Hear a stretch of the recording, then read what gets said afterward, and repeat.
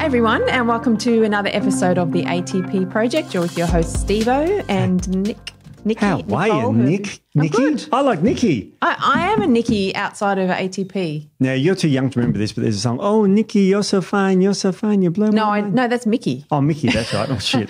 But there's wow, That's right. Steve finally got a music trivia question wrong. Terrible. But there's one by Prince called Darling Nikki. Oh, really? Yeah. You Be Googling that after this podcast. There you go. Good on Actually, Prince. Maybe don't, because the lyrics are somewhat maybe don't actually. Yeah, there's what some it's about something completely different. Well, today's podcast is going to be a bit shit, isn't it? It's going to be real shit, actually. Why is that? Because we're talking about your number poo. twos. Oh, look at that. We're talking about a Snickers bar. It does look like a Snickers. Remember what was it? What's the golfing one with the pollywaffle in the pool? What was the name of that? The Caddyshack. The pollywaffle in the pool. Caddyshack. How do you remember Caddyshack? I'm old enough. That's a great movie. So for good. those who are like easily offended, that one, you'll be offended. Very unpolitically correct. But they had a pollywaffle in the pool, and everyone thought it was a big poo. Yeah, that's right. That had all the stars, didn't it? It did.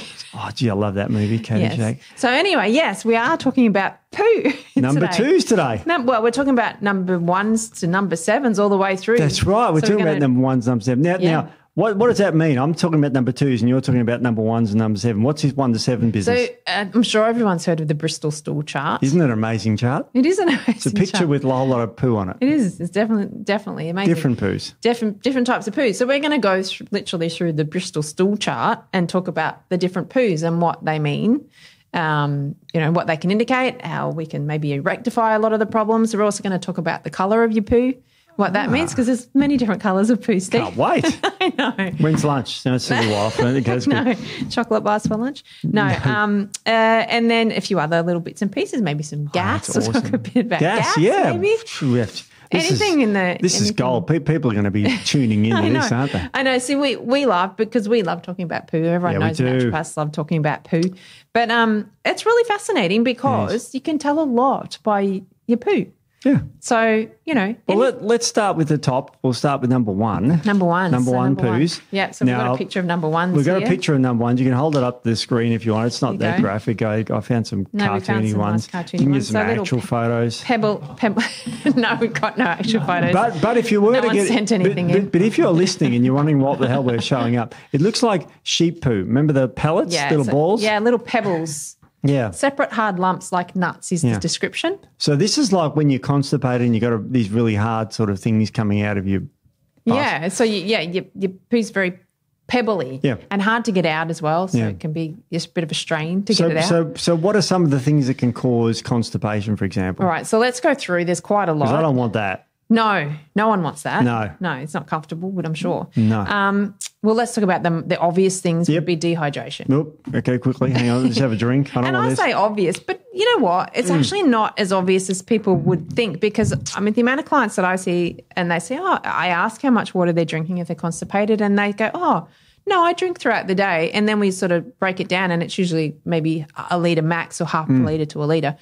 So dehydration is quite common, actually, and people don't realise. The large intestine is where you draw your water from. Yes. And if you haven't had enough to drink, your body holds on to your poo to draw it all the way out of it so you don't die of dehydration. That's right. It's clever, but you end up with pellet poo. You end up with pellet poo. So, so dehydration is one of the most obvious. The other pretty obvious one is low fibre. Fibre. Now, so not enough fibre. Just quickly, right? fibre, where do we get that from? So we get fibre from vegetables. So there's different types of fibre. There's soluble, insoluble. There's resistant starches.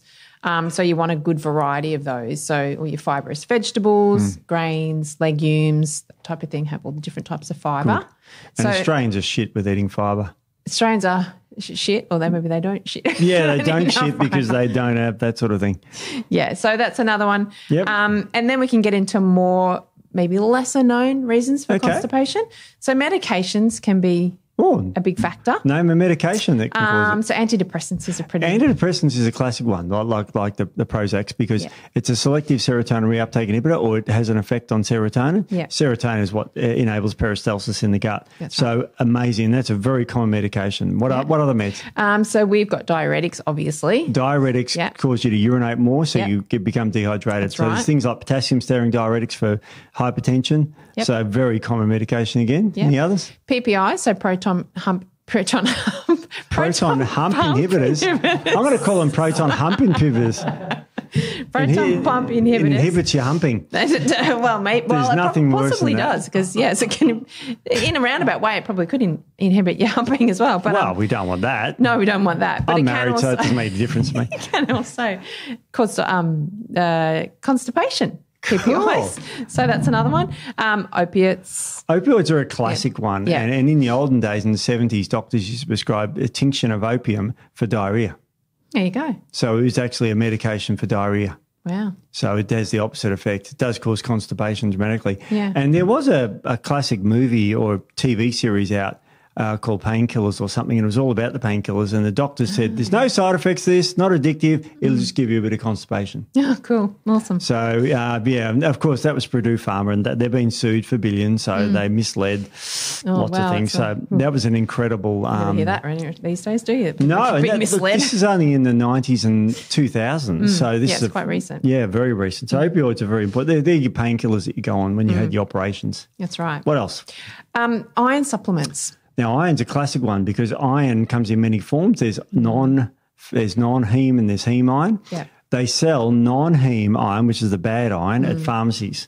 Yes. So they're the ones like iron sulfate. Yes. And that can cause constipation. That's incredible. And very, very common for a woman to go to the iron, go to the shop and get iron formulations. You know. Really common, really common. Yeah.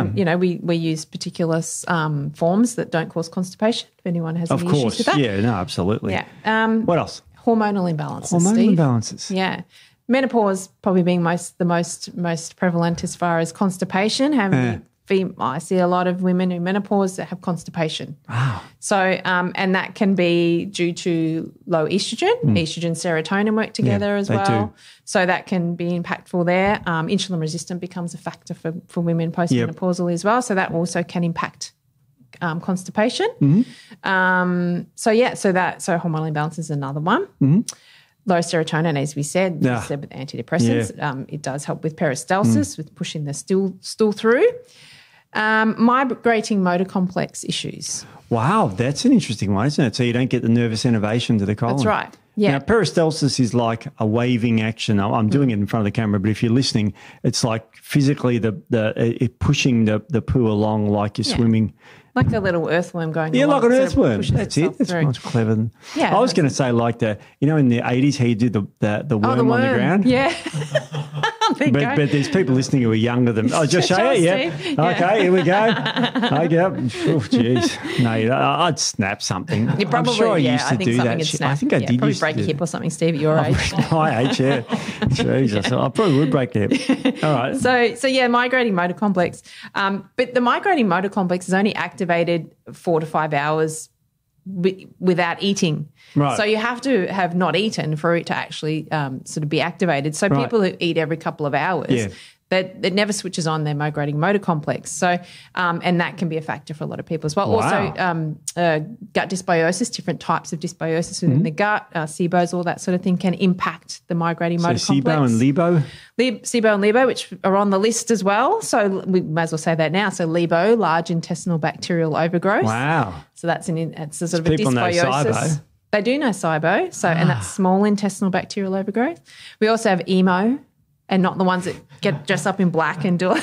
They're emos, aren't they? I thought they were goths. Oh, were they? Wasn't there? What's the emos? Yeah. I think you're in the old. You're old. You're way out of. Goths were usually girls. I think emos are the new. I probably don't. They've got black hair. I'm sure and there's probably not many emos watching. To be honest, I don't think that's our target audience. No. Oh, the ones that wear black and black hair, you right now. Yeah, that's true. I'm not an emo. Yeah. No, but you're kind of goth looking. You got the long hair, long black hair. Goth looking. Oh, geez. A little bit. Well, I'm really waffled. I was trying to achieve. You've got a black top on there for those listening, and you've got black hair. I do have black hair, yeah. I have very dark brown hair. It's not black. But yeah. I've got very grey hair. I think it's the only thing that's going there. That's true, you do have very No, grey. it's silvery. It's salt and pepper, Steve. Salt and pepper. Salt and pepper. Oh, God. And so EMO, so intestinal methanogen overgrowth. So that's another... Like Methanobrevibacter and all these bacteria. Yeah, and you see you build up this hydrogen sulfide gas, which stops peristalsis. Exactly. That's rotten egg gas, by the way. It is rotten. Well, you just blew it, Steve. I was going to talk about... Oh, yeah. Going to talk about different types I was going to talk gases about my year 10 our... chemistry when I discovered this. I put zinc in with H2SO4, sulfuric acid, and it bubbles off H2S gas or hydrogen sulfide gas, stinks the place out. So what we do is just before we leave, we get the chunks of zinc, chuck it in an ice cream container and run. And it's like a fart bomb. Nowadays, there's these clever ones where you break apart and it releases H2S gas. Oh, there you go. But it stink. Everyone have to evacuate. We just thought that was funny. Hilarious, yeah. So anyway, so we won't worry about the gas section now then. We've just covered that. Sorry, I ruined it. So SIBO, and there's different types of SIBO as well, actually. So more specifically, SIBO C type. So SIBO constipation, because there's also a SIBO D, D for diarrhea, and there's also SIBO M, which is mixed, so you can get constipation and diarrhea. Right. So there's different types. So any sort of small intestinal kind of dysbiosis or large intestinal dysbiosis can also cause that. Wow. Hypomobility is another one. Hypomobility. So low mobility. Yeah. So people are very bendy. So for me, I'm not going to do it in front of the camera, but I have double jointed elbows. Oh my God, so have I. I hope you do you want me to show you? Yeah, show me. All right. This is a warning. Can I give a warning? I want to see if yours are worse than mine. Oh, I don't know. You might have to help me. Mine are pretty bad. Can you just give a little push on the back of the elbow? I'm not going to do it. No, I can't do it. Come around the side. Bit of push. Do it. Oh, there we go. Does that look good? Yeah, that looks good. That's good. Is that more than yours? Well, should I do mine? I don't want to freak people out. Yeah, do yours. Yeah, let's put this back in. Go on, do yours.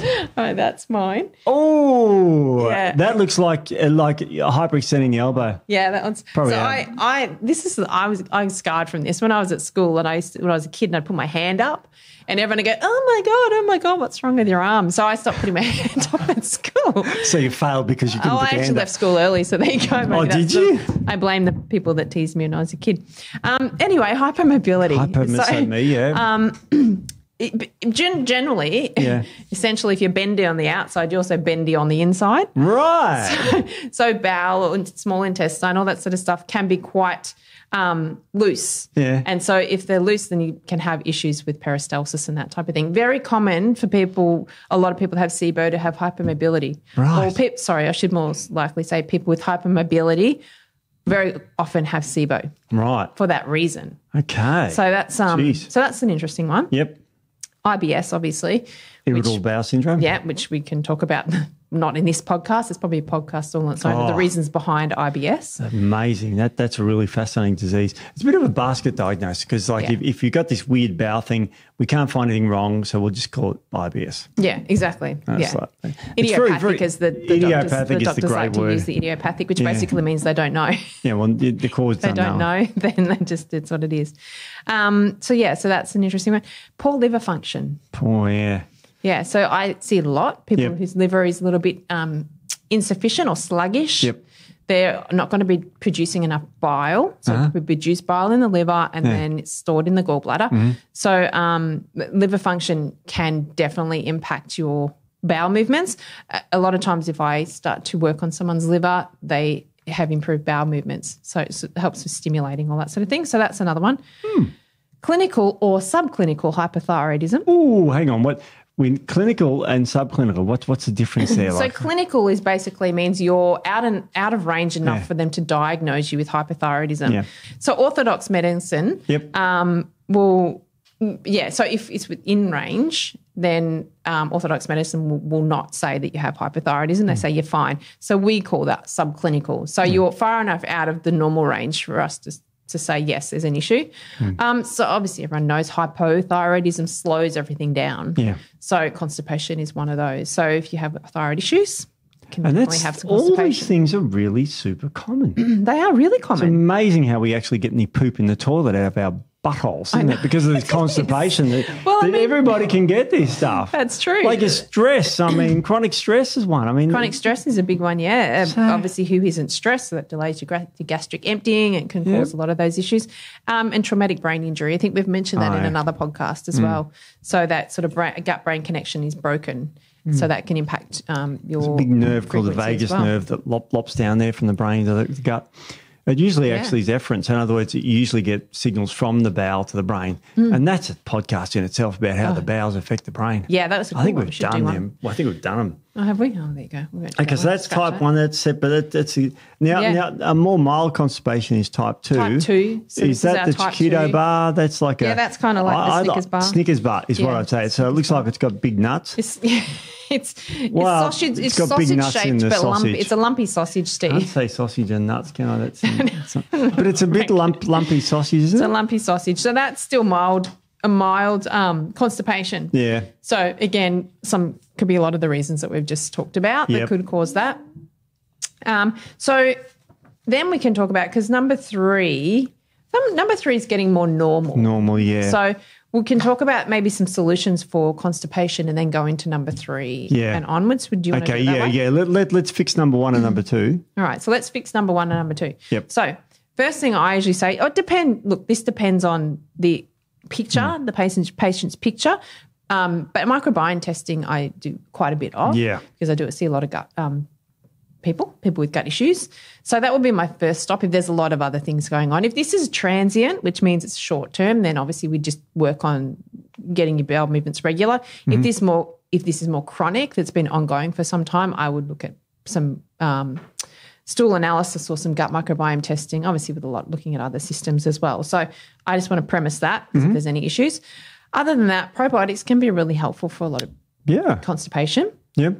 There's particular types that we like to use. And again, I premise if you have anything else going on in your gut, be careful with probiotics because some of them can feed maybe overgrowths that are already there and create more of a problem. So you want to be SIBO, you're in trouble, aren't you? Yeah, definitely. So, and even some histamine. There's a lot of histamine producing bacteria. So if you have histamine issues, we did a podcast on that. Yeah, we have done one on histamine actually. So that's probably out by now. It will be by this time this comes out. the podcast genius in the corner there. And you're not looking at me when you say that. No, I did a side eye to Matt. Side eye. It's a side eye.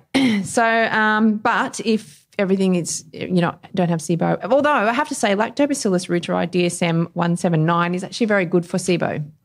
Right. So that's particular. So there's a probiotic good for SIBO. There's quite a few probiotics good for SIBO. I mean, this isn't a SIBO podcast, but there actually are quite a few that are quite safe to use in SIBO. Yeah. So that's where you kind of want to know what's going on in the gut before you prescribe that. Okay. But Lactobacillus reuteri, DSM 179, very good for constipation. So that could be one to look at. E. coli Nissol 1917, really good for significant constipations and to get some good results with that. Bifidobacterium lactis, HNO19. I'm squinting because I've got my glasses on. Where are your glasses? They're there. They're right here. I know, but I was going to go the whole podcast without my glasses on. Really? Yeah. I wouldn't be able to read. I can't, clearly. Lactobacillus rhamnosus, GG, really good for a lot of things. Good for gut hyperpermeability, allergies type issues, that sort of thing as well. And Bifidobacterium animalis species lactis, BS01. Wow. So there's specific strains that can be really good for constipation. So they're ones to look out for. And most of them are pretty safe. Lactobacillus rhamnosus GG is good for a lot of things within the gut as well. So most of them are pretty safe with anything going on in your gut anyway. So they're the probiotics. What are any prebiotics that can help? Yeah, definitely some good prebiotics for constipation. Lactulose. Oh, yeah. Really good. It can be a little too good for some people. Lactulose. There's a test they do in the hospital, lactulose mannitol test for absorption, and lactulose, any with OSE is for the fibrous or so. Yeah, it can be slightly laxative, but that's what we're after here. Yeah, exactly. So that one, you can dose it so that you don't get in quite explosive issues with it. But GOS and FOS.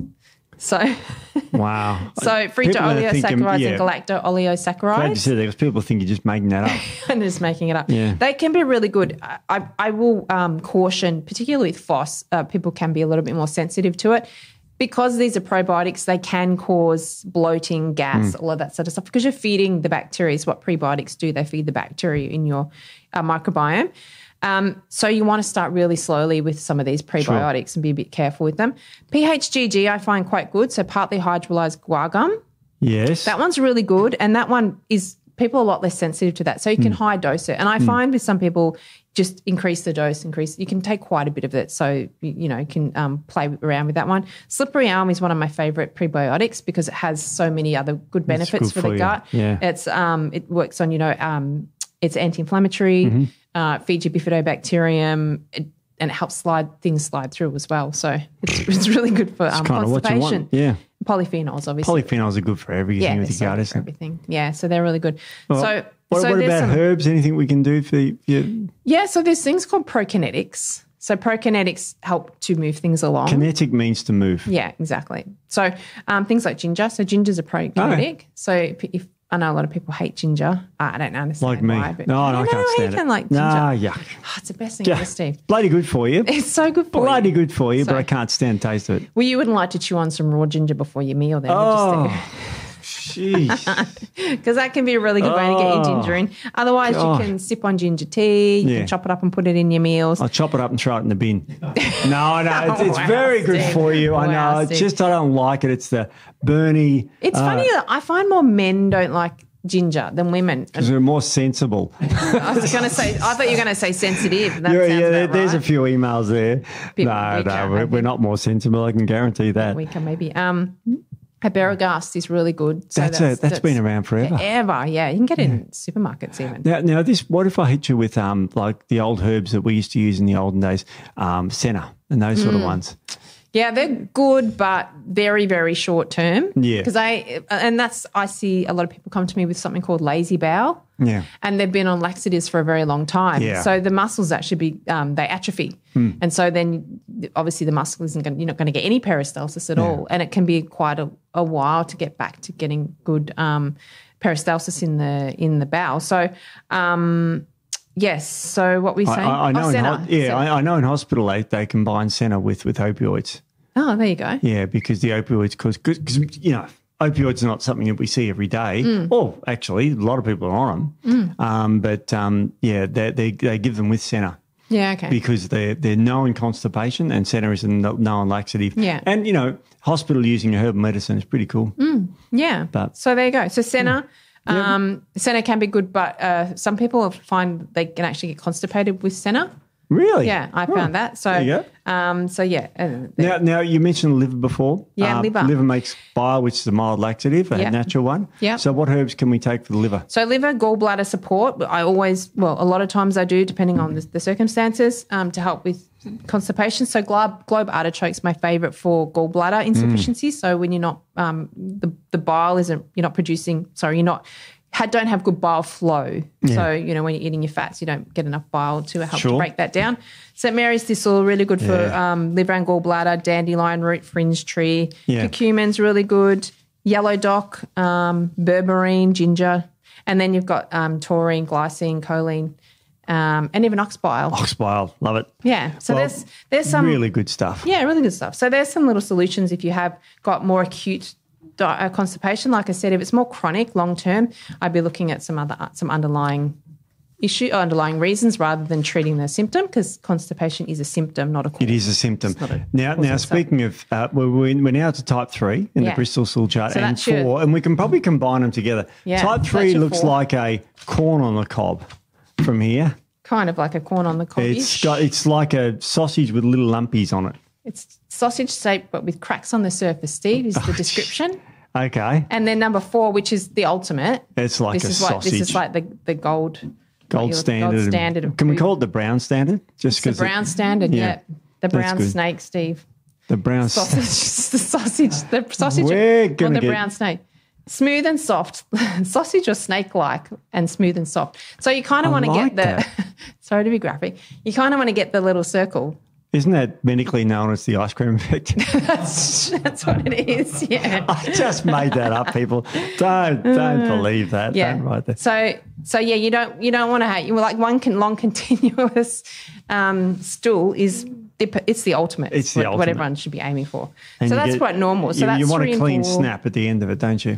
Clean snap. Oh, and also you want to be feel fully evacuated.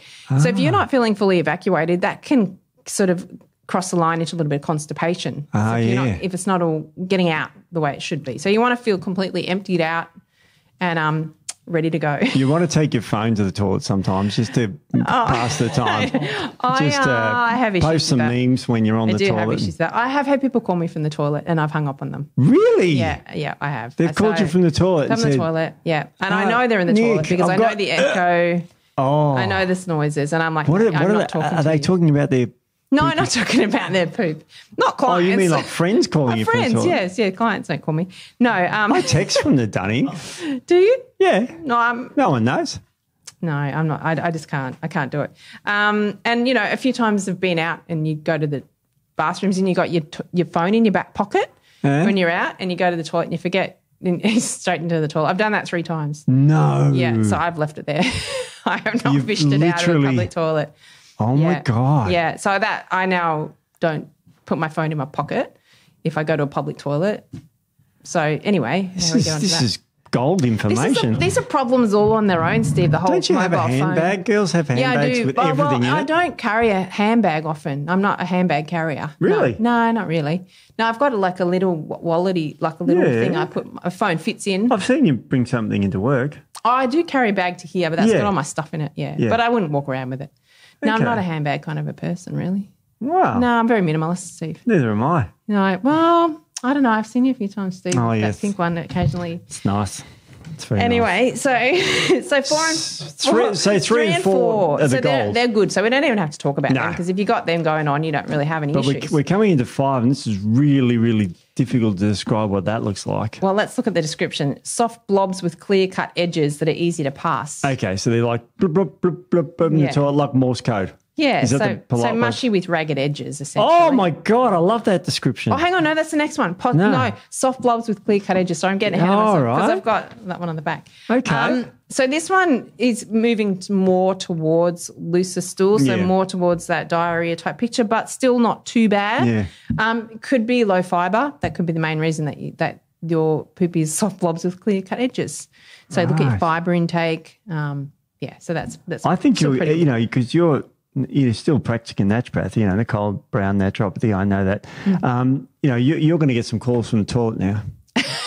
You are. But my clients don't call me; they email me. All right. You're going to get emails from the toilet and photos. No, please, people, no photos. No photos. Is this a 6 or a 7? No. I'm happy to just have you describe your poop to me, but I don't need to see it specifically.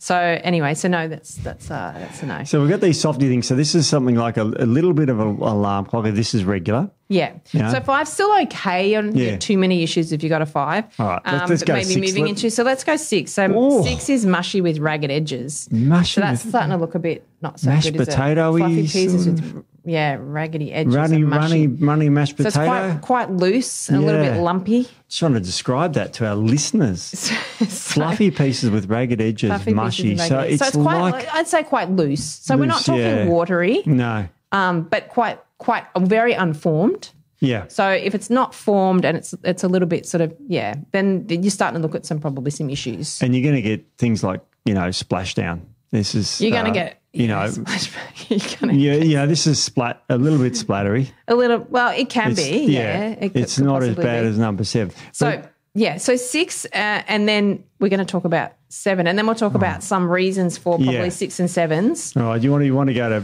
7? Let's go 7. Oh, Jesus. How do I 7 is pretty much one? Liquid with no solid pieces. Yeah, it's just watery diarrhea. We've all been there. It's pretty gross. So 6 and 7. So that constitutes diarrhea. Yeah. Diarrhea pretty much. Yeah.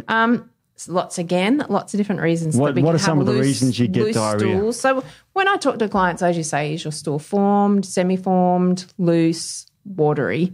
So if it's sort of that loose verging on watery.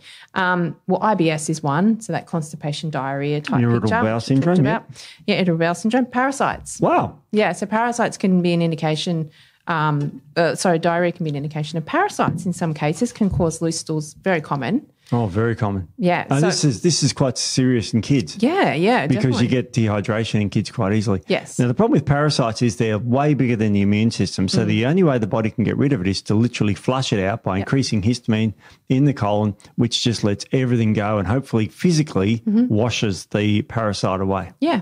And interestingly with parasites, because they have a life cycle, obviously, a lot of times you can have diarrhea and then you can be okay for a few months and then you can have diarrhea again. And that's sort of that cycle of the parasite as well. So sometimes if they're not continually hatching and then breeding and then alive and then hatching, they can go into sort of like a hibernation phase and then the eggs can hibernate until the environment's right and then they can hatch again. Yeah. So that can sort of be why sometimes you might have a big spate of diarrhea and then nothing and then another.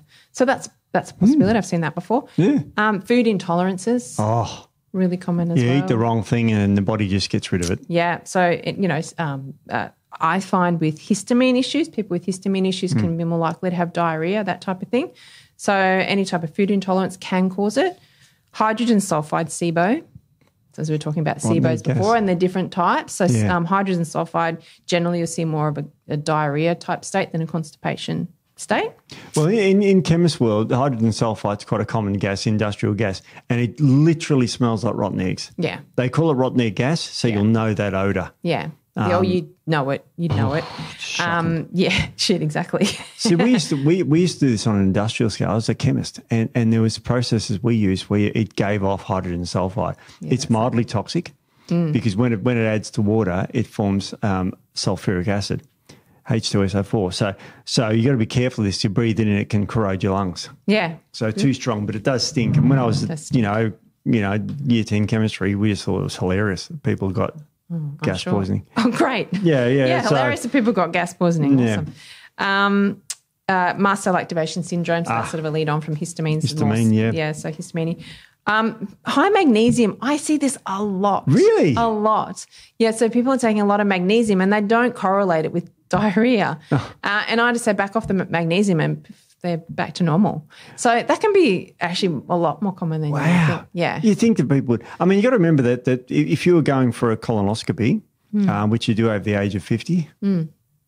What are you looking at me for, Steve? No, you're way under 50. I'm not there yet. But Maybe by the time it comes out. When you get to that age, you have to have a poop test every 2 years. Actually, my partner did a joke yesterday. He said something because I recently did I like to do stool tests because I just do. With his consent or just?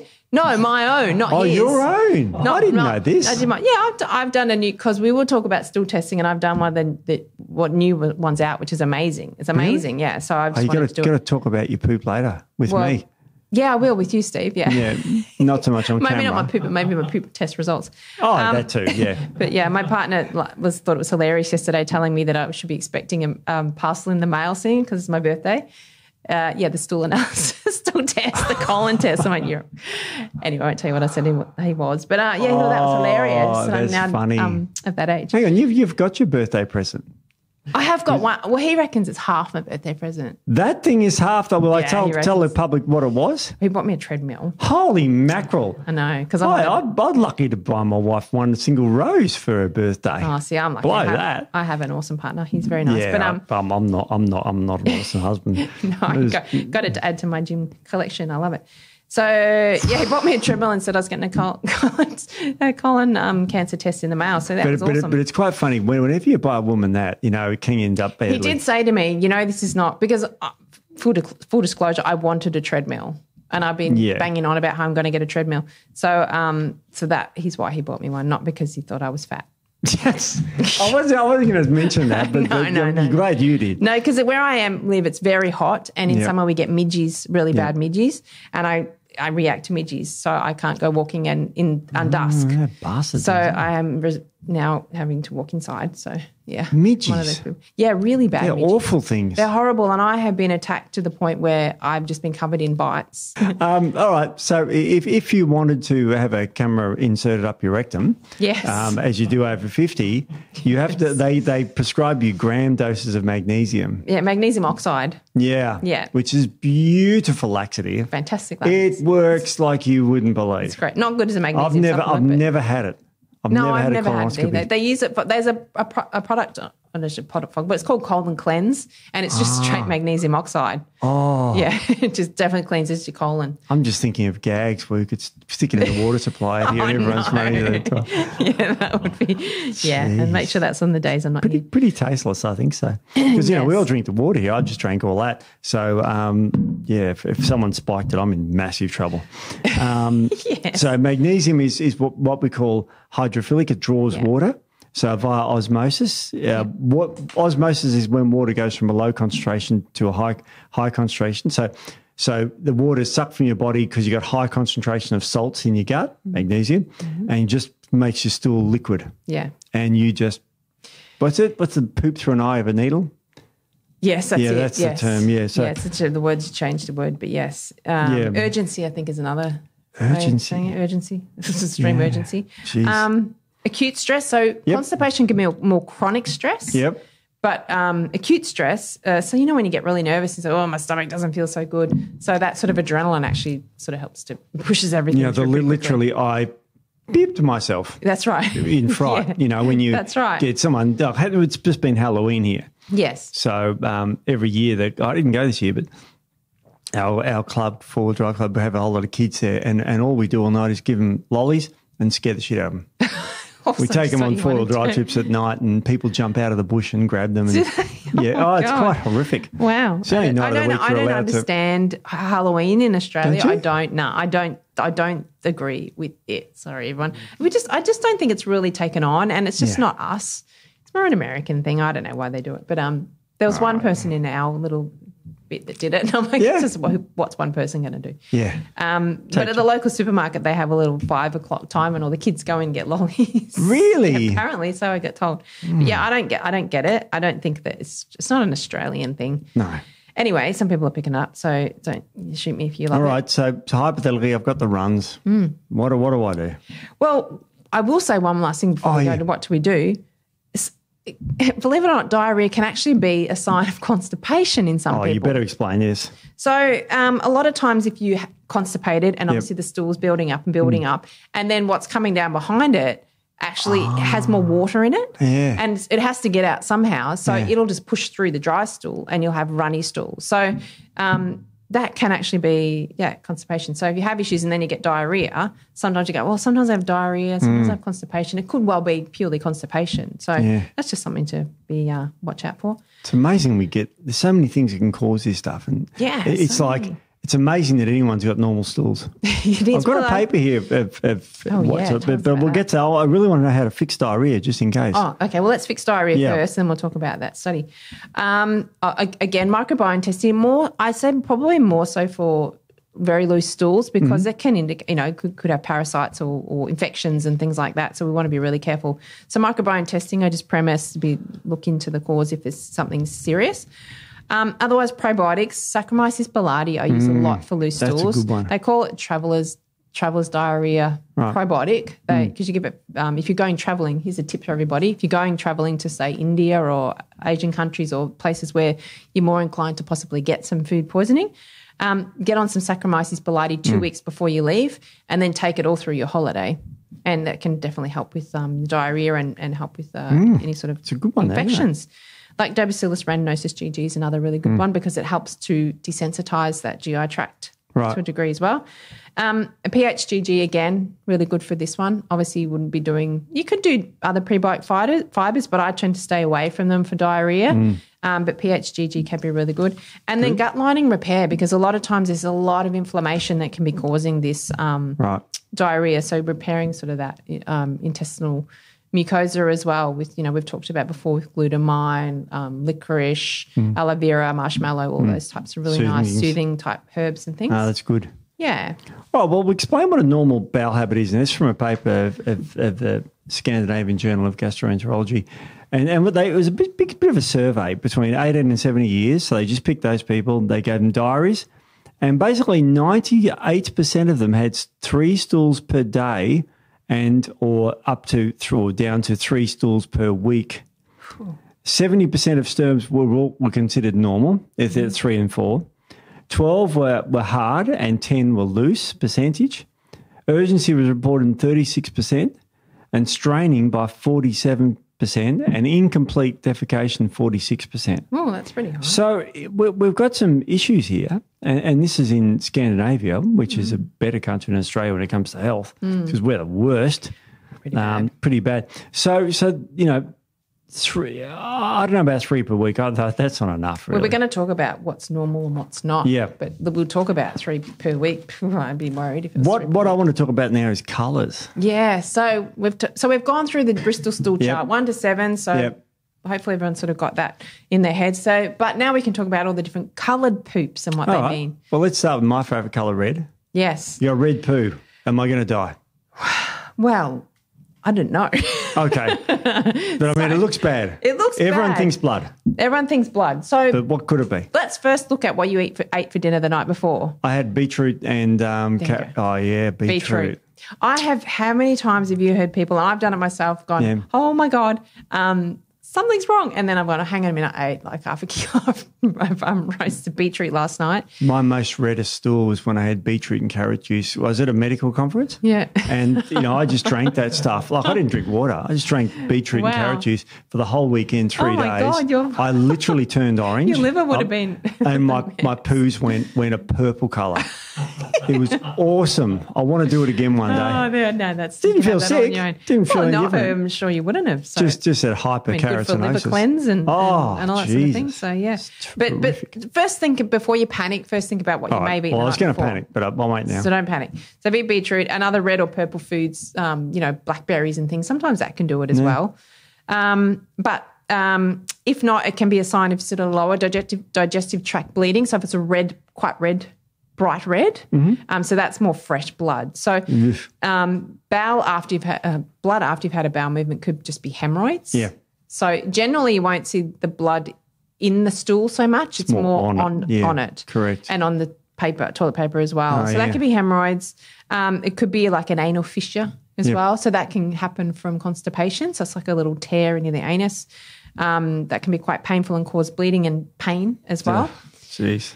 But we always say if there's any blood, check it with your GP every time. It doesn't matter what you think it is, always get it checked. Yep. I have a horror story of, this is from one of my lecturers when I was at college actually.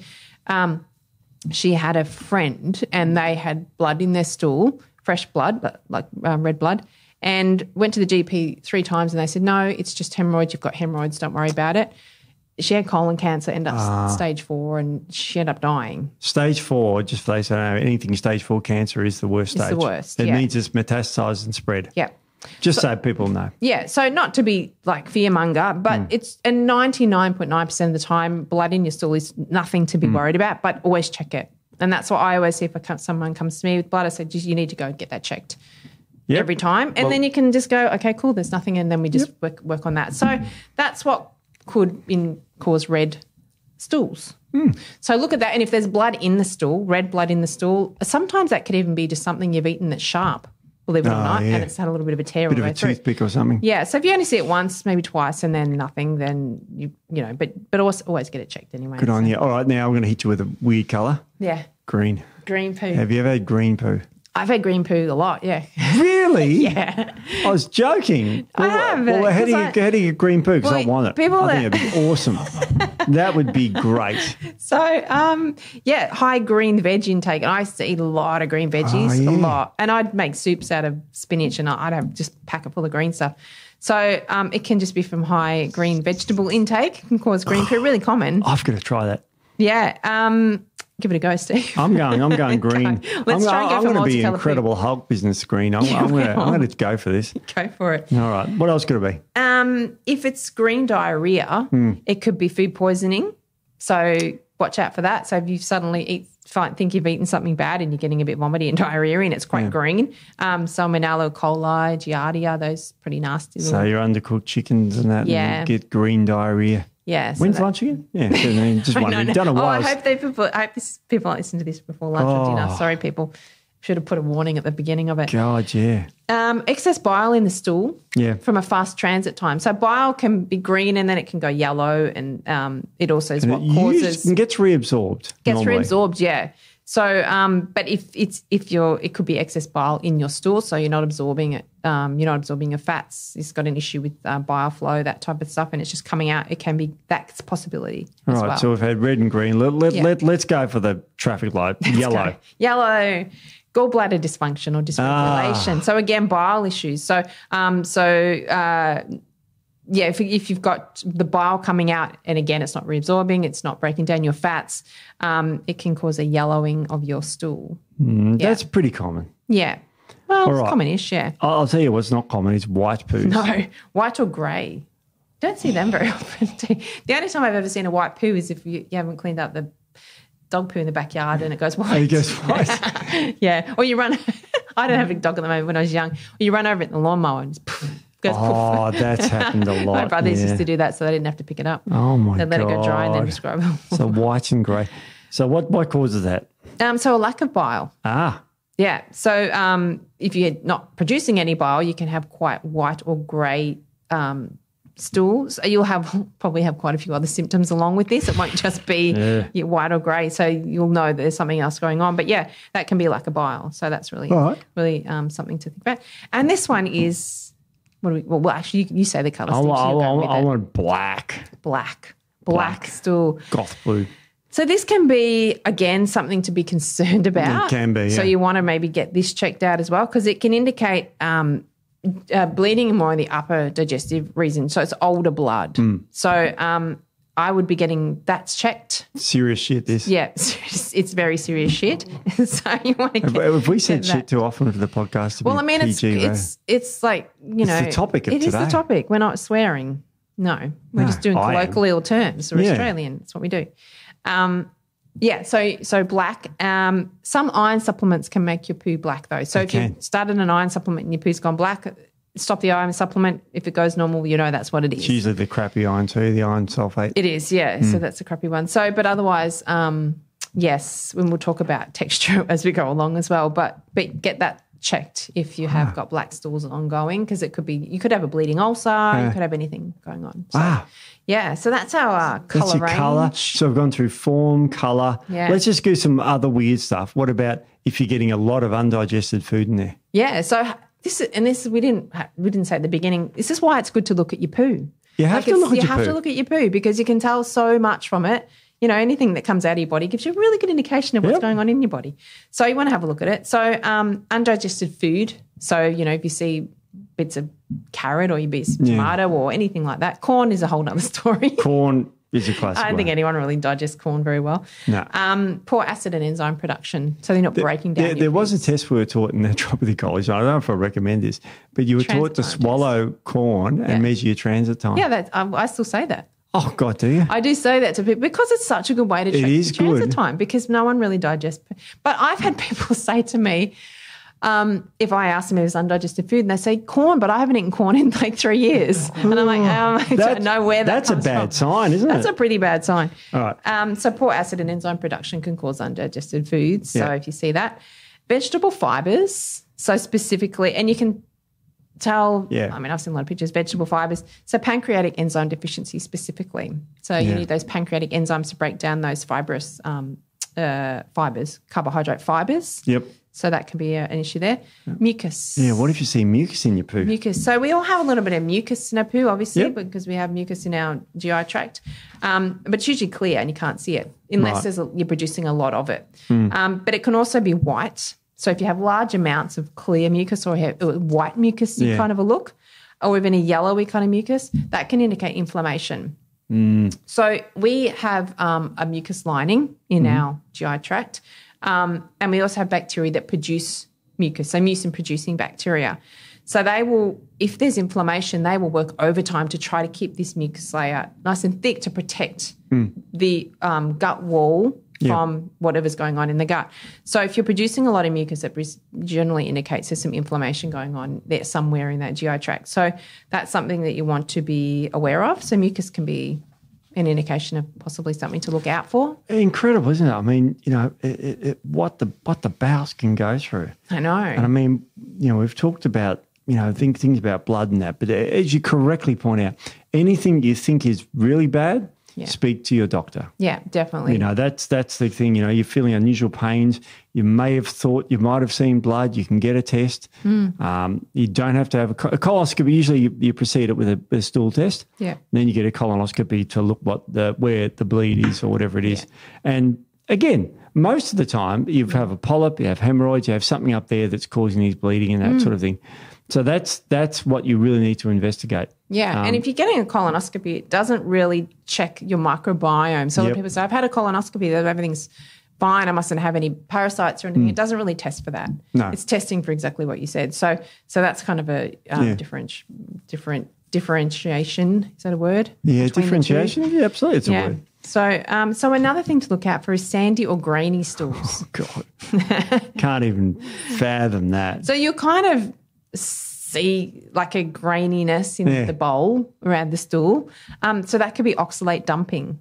Ah. Yeah. So we probably should do a podcast on oxalates. I think I've been wanting to do one on oxalates for a while. That'd be a good one. So oxalates can cause a lot of issues in the body. And oxalates are in beans, green leafies, nuts. These all are the healthy foods. Yeah. Yeah, all the healthy foods. And that's why you dodge my nuts when I bring them in. I know. No, I dodge them because of the histamine, Steve. Not from the oxalates. It was the oxalates. But they put oxalates and histamine. There's always some reasons spinach is really high in oxalates. I won't go into all of them because people start freaking out and taking I'm just ignoring. I just shut off from anything Steve says when he starts talking about nuts. You like them. I do. You like my nuts? Your salted mixed nuts in the box that you bring in, yes, that's right. Yes, that's what I'm referring to. Yes. I just abbreviate that big sentence to my nuts. Yes, I know you do. That's why I just keep continuing on. If you suddenly take I don't need my tissues. I'm not crying yet. No.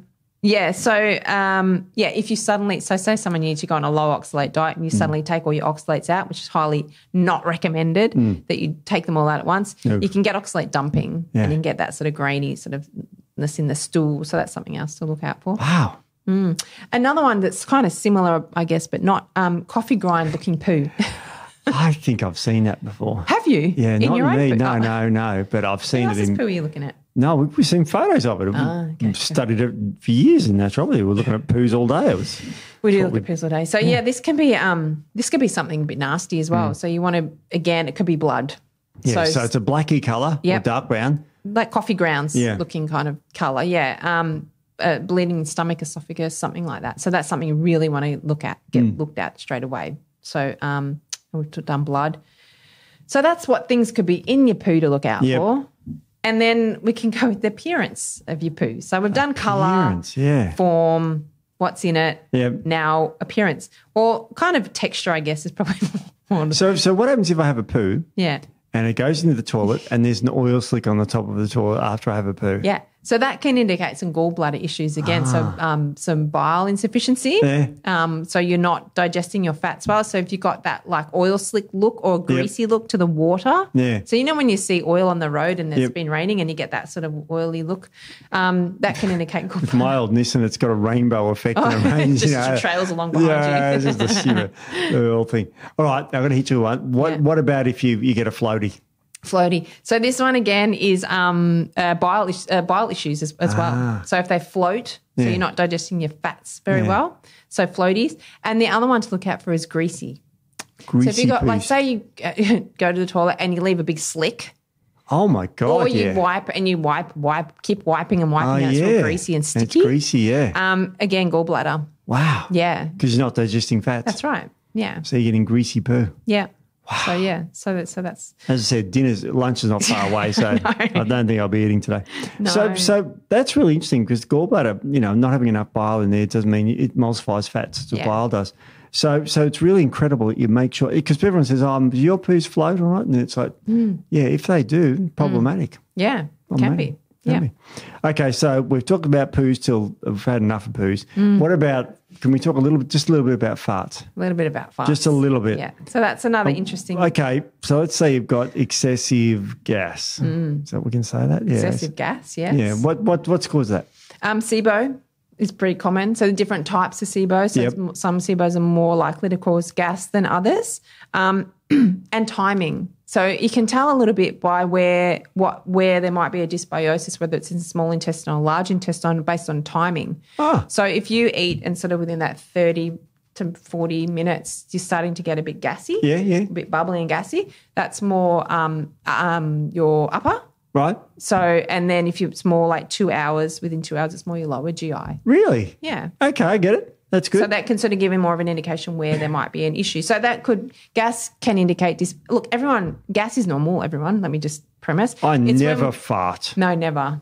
Never, Steve. That's shit. Yeah, I do all never. the time. Okay, so what if your fart smells like rotten eggs? You know, everyone. Well, we went over that. So that hydrogen sulfide dominant SIBO, that can be an indication of that. So yeah, but if you're farting a lot, and particularly after you eat, suddenly you're farting a lot, that's an indication there's some dysbiosis in either large or small intestine. So you'd have to look further into that. And we want to go 3 times a week, more than 3 times a week, and less than 3 times a day. Yeah, see, I don't know if I go with the 3 times a week. No, that's too little. Because you got to think if you have 3 plates of food, forget snacks, then that's a lot of food that's got to go somewhere. Yeah, and if you're not evacuating every day, a lot of these toxins and things can be recirculating, and that's when you can start to have issues. SIBO can be as a result of constipation. So that's sort of that recycling of those toxins and things and the microbes. So I usually say minimum once a day. If you're not going every day, I think that you need to work on that. Now, some people say, I only go 3 times a week, but I feel fine. Yeah. Well, you may feel fine, but there's a lot of stuff probably recirculating through your system. Absolutely. And if you're seeing a naturopath, then there's obviously something going on because you'd come to a naturopath. Start with the basics. A healthy diet, plenty of vegetables, fruits, salads, lots of exercise, lots of water. Just start with those 3. Just forget the other. And then if there's still problems, see someone like Nic. Yeah, definitely. That's easy. Wow. Well, this has been very enlightening. So all about poo, so everyone can go away and look at their poo now. God, I can't believe we talked for an hour about poo. No, I can talk all day about poo. Oh, no, I do too. I'm only joking a bit. But look, this has been great. So that's about all we've got time for, though. So we better finish this up. Go and have lunch. No, it is physically lunchtime now, isn't it? It is. Yeah. All right. Well, we'll see you all next week, guys. Yeah, thanks, guys. Bye.